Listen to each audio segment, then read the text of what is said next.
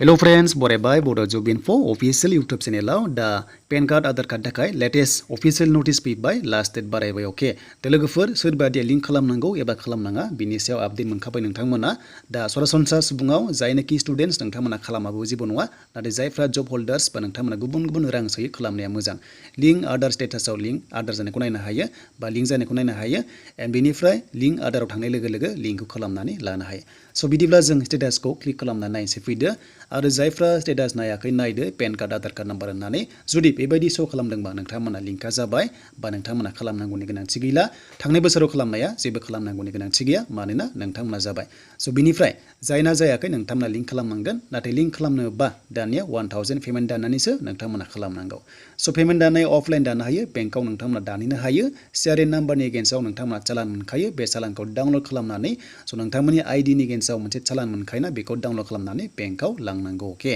स' बिनिफ्रायनो बेयाव मोनसे अफिसियेल गाइडलाइन्स दङ जेरै बेयाव नोंथांमोना 1000 पेमेन्ट खालामनांगौ बेयाव PAN card Aadhaar card number होनानै नोंथांमोना भेलिडेट खालामनांगौ अब्लानो लिंकखौहाय नोंथांमोना खालामनो हायो नाथाय पेमेन्टखौ दानथारनांगोन अके स' बिनिफ्राय मोनसे नट दङ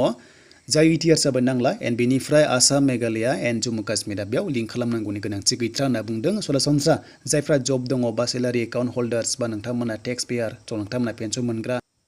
स' बिनिफ्राय लोगोफोर सोरबादिया लिंक खालामनांगौ अके हमना ला सेलारि वार्कार्स बा नोंथांमोना गुबुन गुबुन राङारि अनसुंथाइ मोनग्रा बा अनुदान मोनग्रा आरो गुबुन गुबुन नोंथांमोना रां सोग्रा जेरै बुरजा बुरजा रां सोग्रा बा बख'ग्रा स' नोंथांमोना लिंक खालामनाया जोबोर मोजां जाहाथे प्रब्लेमाव गोग्लैबाय उनावहाय स' बिनिफ्राय दायो नोंथांमोना 1000 पेमेन्ट दानथारनांगोन अब्लासो लिंकखौ खालामनो हायो अके एन्ड सिगाङाव जोंहा 500 मोन बारायनानै 1000 जाबाय जुदि उनावहाय जुदि बारायोब्ला नोंथांमोना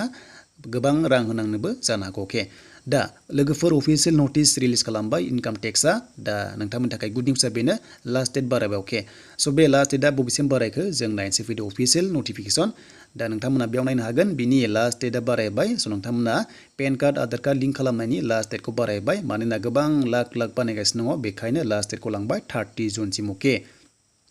स' नोंथांमोना बे लिंक खालामनायनि लास्ट डेटखौ लांबाय 30 जुनसिम दा नोंथांमोना गोसोबायदि खालामबाय थानो हासिगोन स' जायफ्रा खालामनो गोसो दङ नोंथांमोना भिडिअ नाय डिसक्रिपसनाव फुल भिडिअ दङ हाउ टु एप्लाइ बा हाउ टु लिंक बेनि सायाव दंखायो दा नैबे जाबाय अफिसियेल नटिफिकेसन दा रिलिज खालामबाय टेनसन गैला अफिसियेल वेबसाइटनिफ्रायनो बेखौ रिलिज खालामबाय बे जाबाय अफिसियेल नटिफिकेसन स' नोंथांमोना लिंक खालामनाया 30 जुना लास्ट डेट जाबाय स' बेनोमोन लोगोफोर दिनैनि latest update Aadhaar card PAN card link खालामनाय अफिसियेल नटिफिकेसन एक्सटेनसन खालामबाय लास्ट डेटखौ 30 जुनसिम